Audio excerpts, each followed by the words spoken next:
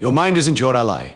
It desires to make you anxious every day about your future, compelling you to worry by thinking about it incessantly. Conversely, it bombards you with past memories like medicine, causing you to obsess over what has already passed. This mind revels in complicating your dilemmas.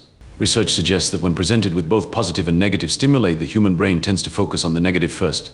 Let me share a harsh truth. If your brain behaves exactly as I've described, you hold the responsibility. When we write continuously with a sharp pencil, there comes a time when the writing becomes illegible. The same is occurring with our brains. We constantly engage them, with thoughts swirling about hard work, laziness, poverty, and wealth. As a result of this relentless activity, your brain becomes fatigued. It requires a break. Just as we must sharpen a pencil to produce good writing again, when your brain's creativity and productivity start to wane and life feels dull, it's essential to unwind. Find a quiet space, reset your mindset. Keep these words in mind, reinvent yourself. Become comfortable with solitude. Because the individual who can sit alone with their thoughts can accomplish anything, change everything, and create anything. Newton conceived the idea of gravity while sitting alone beneath a tree. And the world's discoveries occur when a person retreats into solitude and begins to think freely.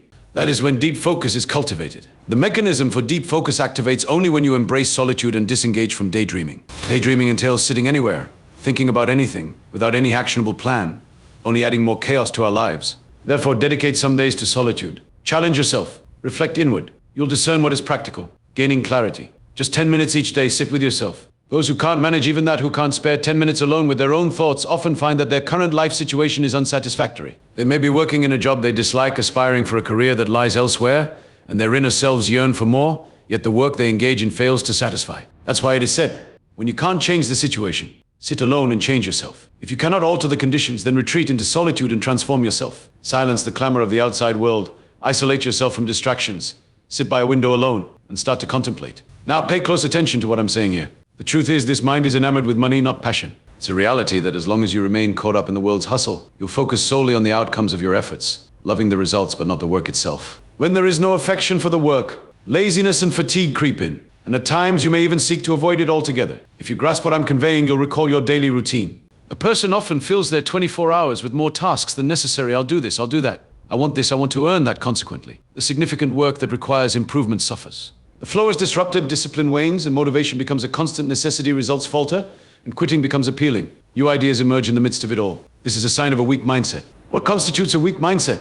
One that cannot adhere to anything. So how does one stick to something? Here's the secret. Normally, if you engage in an activity, read something, or learn something for 10 days, 20 days, or even 30 days, how do you gauge whether everything is progressing as it should? How do you assess your growth? You might think, I'll gauge it by the results. I learned this, earned that, came this close to my goal. But that's not the case. Individuals who know how to persist in one thing measure their progress by the power of focus. Evaluate how much focus you had on day 1 while performing that task, and then observe how much your focus has enhanced by day 30. If your ability to concentrate is increasing, you will naturally stick with it. However, this power will not grow without effort. You must embrace solitude to foster it. Only then will you discover solutions for career advancement issues or challenges in self-transformation. If I were to ask you now to identify 5 problems in your current situation, it would take you some time to contemplate them. The time it takes to pinpoint your 5 problems indicates that you're not giving 100% focus to resolving them. Your problems should be readily available in your mind. This is achievable only if you retreat into solitude and document them. It's a simple cycle. Problems necessitate solutions, and solutions require isolation.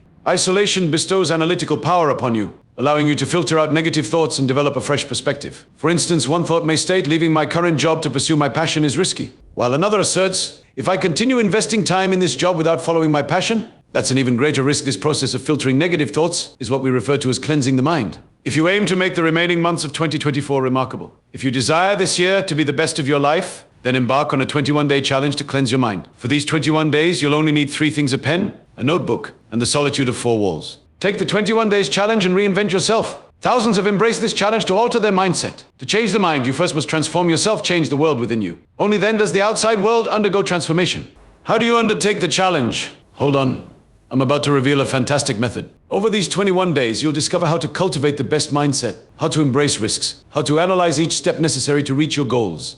You'll understand your capacity to manage emotions, and how to reaffirm your objectives. I repeatedly emphasize the 21 days, not because results will emerge within this time frame. In these initial 21 days, you may not see any results. This period solely establishes stability, reinforcing your foundation. Yet this phase is vital because strong roots eventually yield delightful fruits. During this time, you must assemble a wealth of ideas, make decisions about what to pursue and what to avoid in the upcoming year. It's crucial to identify what not to do, develop strategies to manage distractions, optimize your work hours throughout the day, Set small targets. Determine your ability to achieve your goals. Recognize when you are most productive during the day, and understand which foods boost your energy. Identify which habits to adopt and which ones to discard. In these days, you will reinvent yourself and delve into self-exploration. If you acknowledge all these elements, your success rate will soar as high as the value of Bitcoin. If you choose not to accept the Reinvent Yourself challenge, then by the time you gather your footing, 4 friends, 4 cousins, or 4 neighbors will have already outpaced you. In reality, when you remain within a limited circle, family ties, friends, cousins, your world remains constricted. No matter how earnestly you attempt to think expansively within a small realm, your thinking remains confined. No one can dream oceanic dreams while dwelling in a well.